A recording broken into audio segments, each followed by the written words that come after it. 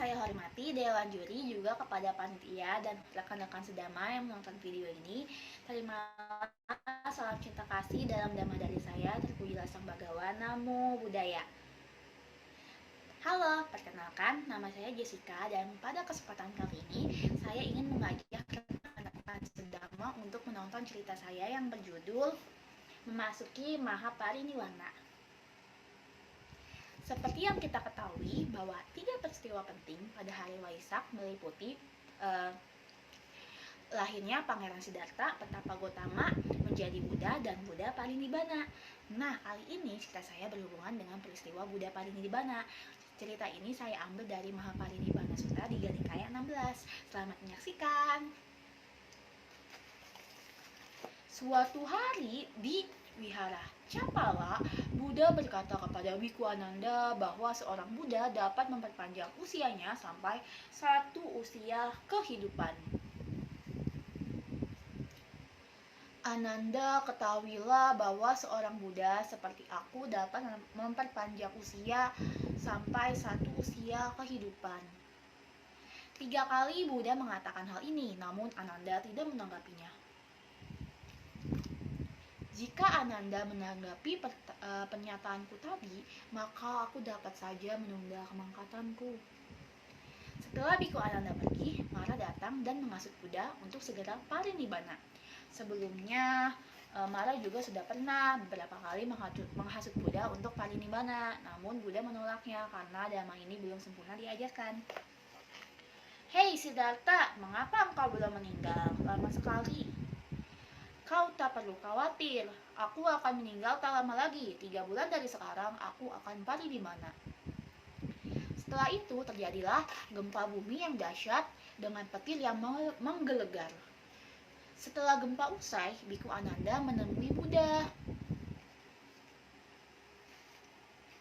Bante, apa yang menyebabkan gempa dan petir sedahsyat itu? Ananda, gempa dan petir sedahsyat itu hanya akan terjadi pada 8 kejadian, yaitu saat bumi berasa di air tertiup angin, saat seorang suci mengembangkan penyadaran luar biasa, saat bodhisatta masuk ke rahim ibunya, saat lahirnya bodhisatta, saat seorang menjadi Buddha, saat Buddha mengajar pertama kali, saat Buddha melepas kehidupannya, dan saat Buddha parinibbana.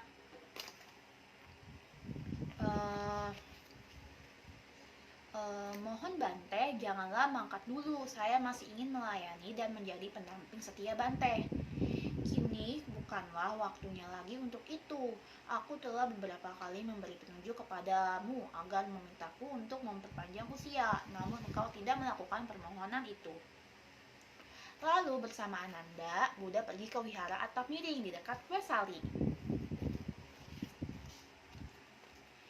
Ananda, tolong kumpulkan para biku di sekitar sini. Baik Bante. Setelah semuanya berkumpul, Buddha berkata kepada mereka, semua yang tersusun pasti akan hancur. Berjuanglah tanpa lengah. 3 bulan dari sekarang aku akan parinibbana. Kemudian Buddha masuk ke Vesali untuk menerima dharma makanan. Setelah itu pergi ke Bandagama untuk mengajar dhamma, lalu pergi ke Hatigana, Ambagama, Jambugana untuk mengajar dhamma, lalu Buddha pergi ke Boganagara dan berjalan menuju Pawa. Di Pawa, Buddha berdiam di hutan mangga milik Cunda, seorang pandai besi. Setelah mendengar dhamma, Cunda mendermakan makanan kepada Buddha.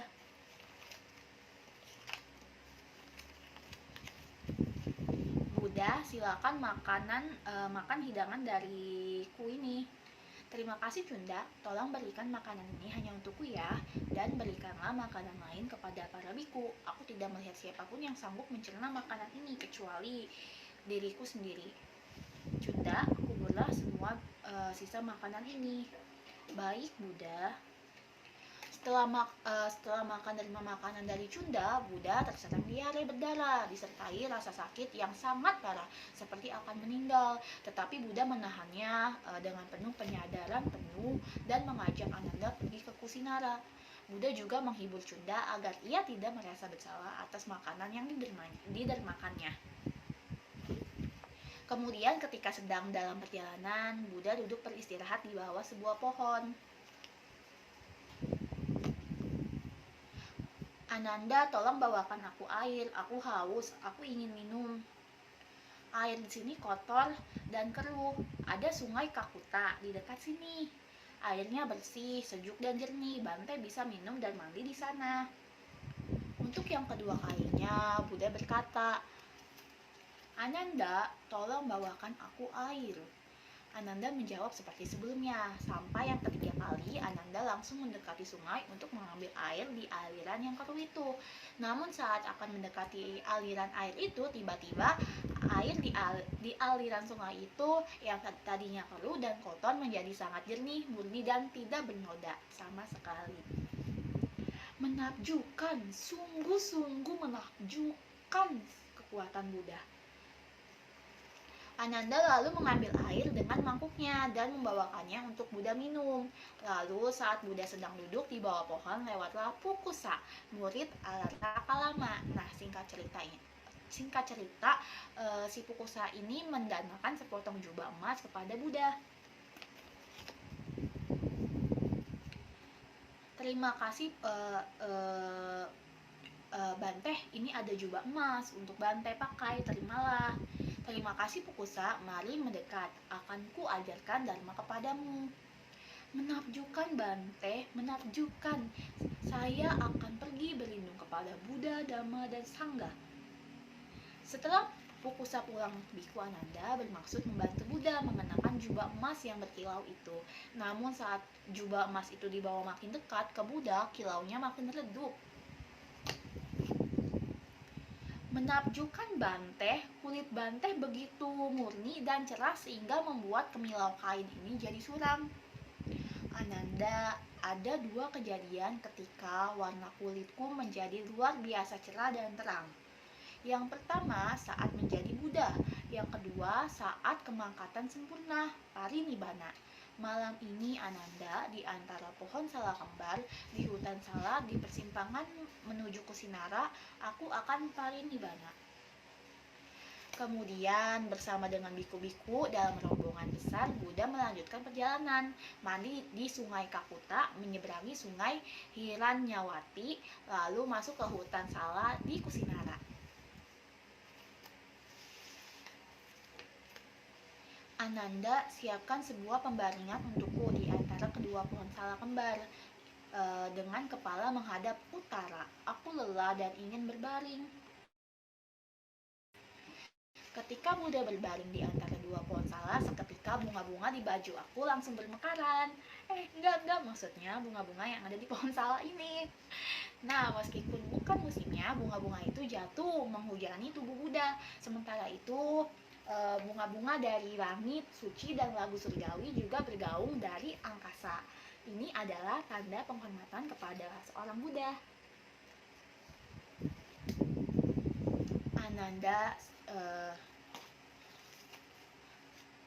Ananda, siapa saja biku atau bikuni, upasaka atau upasika, laki-laki atau perempuan yang menjalani dhamma dengan sempurna, ia telah memberi penghormatan tertinggi kepada Buddha. Karena itu Ananda, kalian harus punya semboyan seperti ini. Kami akan menjalani dhamma dengan benar dan sempurna. Lalu ada seorang biku bernama Upawana, berdiri di hadapan Buddha dan mengipasi Buddha. Biku Upawana sedang mengipasi Buddha. Dia berdiri di tepi. Saat itu Buddha melihat dewa-dewa dari 10 alam datang memberi penghormatan. Dalam radius puluhan kilometer, seluruh hutan sala dipenuhi dewa-dewa. Ada dewa yang batinnya masih lekat. Mereka melemparkan diri ke tanah terus berguling-guling dan menangis. Tidak, terlalu cepat Buddha meninggalkan dunia, terlalu cepat, ucap para dewa-dewa itu. Sedangkan dewa-dewa yang sudah bebas nafsu melepas kemangkatan Buddha dengan mawas.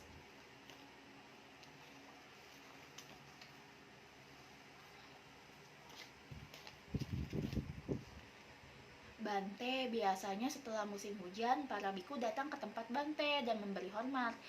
Setelah Bante tiada, kemana kami sebaiknya memberi hormat? Ada 4 tempat yang dapat dikunjungi dan dijunjung dengan rasa hormat, Ananda. Keempat tempat itu adalah tempat aku lahir, menyadari nibbana, memutar roda dhamma, nantiada tara, dan mencapai nibbana.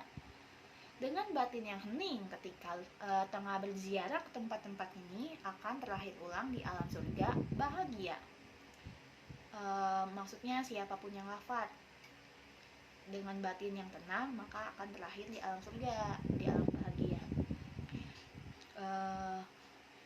Bagaimana kami harus memperlakukan jasad Bante? Jangan sibukkan dirimu dengan jasadku, berjuanglah untuk pencerahanmu, Ananda, dan kalian juga semua. Maksudnya berjuanglah untuk pencerahan diri sendiri masing-masing. Tetapi Biku Ananda memaksa dan terus bertanya, dan Buddha pun menjawab, selayaknya jasad Raja Semesta, Ananda. Setelah itu Biku Ananda kembali ke kamar dan menangis. Tidak guru, sebentar lagi akan mangkat sempurna. Tapi aku belum menjadi araha. Buddha sudah mengetahui pemikirannya. Buddha lalu memanggil Ananda dan berkata,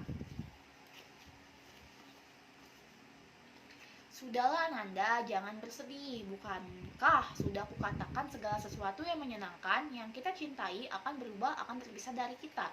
Kamu sudah lama melayaniku dengan penuh kasih. Kamu sudah banyak berbuat baik, kebajikan. Berjuanglah terus. Ama Bhante. Lalu Ananda mendengarkan nasihat Buddha. Lalu Ananda bertanya lagi, Bante, kota ini kecil dan bertembok lumpur. Bagaimana kalau Bante mangkat di kota yang lebih besar? Janganlah berkata begitu, Ananda. Dahulu ada seorang raja semesta yang benar dan adil tinggal di sini. Dahulu ke Kusinara disebut Kusawati. Kota Kusawati ini adalah kota yang perkasa dan makmur seperti ibu kota para dewa. Jam menunjukkan pukul 2, antara pukul 2 sampai 6 dini hari.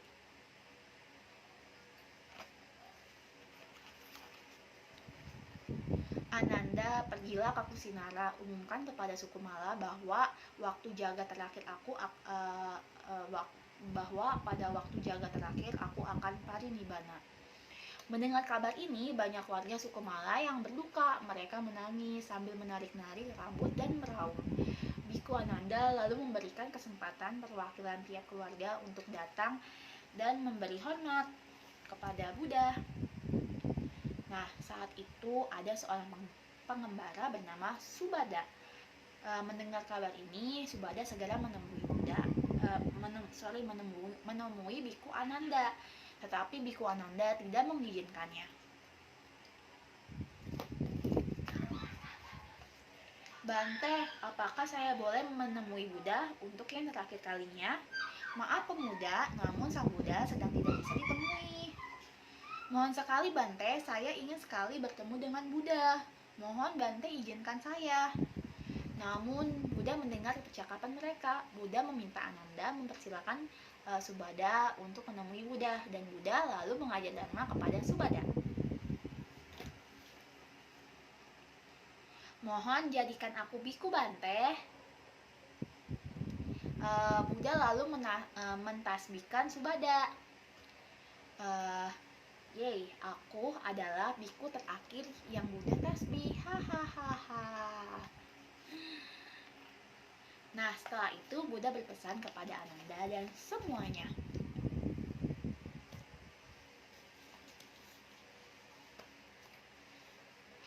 Kamu mungkin berpikir, kini kami tak punya guru lagi. Namun Ananda dan semuanya, Dhamma dan Vinaya yang diajarkan olehku dan digariskan untuk kalian adalah guru kalian setelah aku berlalu. Buddha lalu memberikan wejangan agar sangga bisa berjalan tanpa kehadirannya lagi. Kemudian Buddha menyampaikan pesan terakhirnya. Segala yang terbentuk akan hancur. Berjuanglah dengan penyadaran penuh. Dan akhirnya Buddha mencapai kemangkatan sempurna parinibbana. teman-teman, dari cerita Mahapariniwala ini, pesan cerita yang dapat kita ambil dari kisah Mahapariniwala Buddha adalah bahwa waktu itu akan terus bergerak maju, teman-teman. Oleh karenanya, kita harus berjuang dengan sungguh-sungguh. Kita harus berjuang dengan sungguh-sungguh dalam pencapaian kesucian dan melenyapkan kekuatan batin, menurut saya. Nah, pencapaian kesucian itu tidak bisa diketahui, teman-teman. Menurut saya nih, seorang arahat nggak bakal bilang nih kalau dia itu arahat. Tapi dalam meditasinya, dia udah tahu bahwa dia sudah mencapai titik itu. Karena sudah pasti dia tidak ada ego lagi kan. Jadi ya yang tahu tuh cuma diri dia sendiri. Nah, kalau kita mikirnya di kehidupan ini doang, pasti susah untuk langsung bisa mencapai kesucian. Karena kita tidak tahu, teman-teman, di kehidupan yang lalu pernah jadi apa saja. Karena kan sudah banyak sekali nih kehidupan yang sudah kita lalui gitu, teman-teman. Nah, makanya kita harus rajin mengumpulkan parami, nyicil sedikit demi sedikit di tiap kehidupan agar suatu saat nanti bisa mencapai kesucian seperti Sang Buddha dan para murid-muridnya.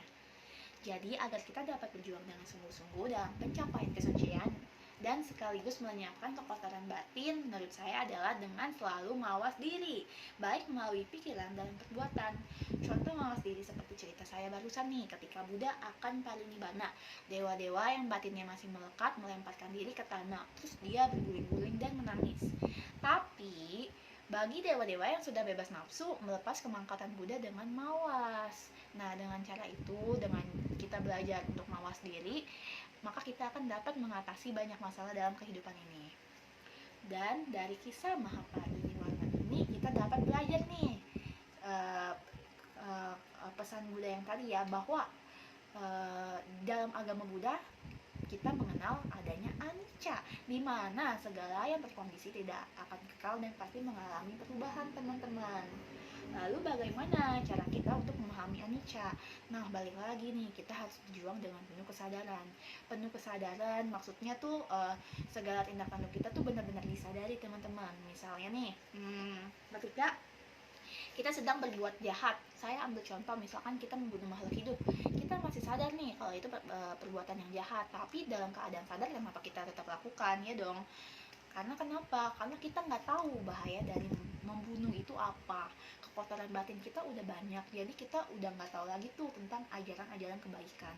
Jadi dari ketidaktahuan itu, menurut saya tuh dapat menimbulkan pandangan yang salah. Dari pandangan yang salah ini akan membawa kemelekatan, terus kenikmatan dan keinginan yang menimbulkan penderitaan. Begitu, teman-teman. Nah, maka dari itu cara mengatasi pandangan yang salah ini, kita harus berjuang dengan penuh kesadaran. Apa madena sampadeta, sama dengan kondisi sekarang nih, kita lahir sakit mati, apalagi sekarang kan lagi ada virus COVID-19 yang dari awal tahun kemarin udah membunuh hingga saat ini kan. Maka dari itu kita harus melakukan adaptasi yang diperlukan. Kayak misalkan kita harus ya pokoknya kita harus berjuang dengan sungguh-sungguh lah, tetap berjuang dengan sungguh-sungguh. Jangan kita terpengaruh oleh sumber-sumber yang tidak jelas. Stop khawatir, jaga pikiran, pancarkan cinta kasih kepada sesama melalui meditasi meta. Ikutin protokol kesehatan yang berlaku juga. Dan marilah berbagi dalam kondisi apapun, teman-teman. Berdana, membantu sesama, mensosialisasikan masyarakat tentang COVID-19 dan mengikuti protokol kesehatan. Maka dari itu kita harus banyak mempelajari Dhamma. Dengan memahami Dhamma, ajaran Sang Buddha, kita akan bahagia apapun kondisinya. Dengan menjalankan Dhamma Sang Buddha, maka kita akan mendapatkan kebahagiaan sejati, teman-teman. Sekian cerita dari yang dapat saya sampaikan. Semoga pesan moralnya ini dapat teman-teman renungi. Mohon maaf jika saya ngomongnya kecepatan juga, soalnya ngejar waktu, dan mohon maaf juga apabila ada kata-kata yang salah dari saya selama bercerita tadi. Sabe, Sata, Bawantu Sukitata, semoga semua makhluk hidup berbahagia. Sadu, sadu, sadu. Akhir kata saya ucapkan Namo Buddhaya.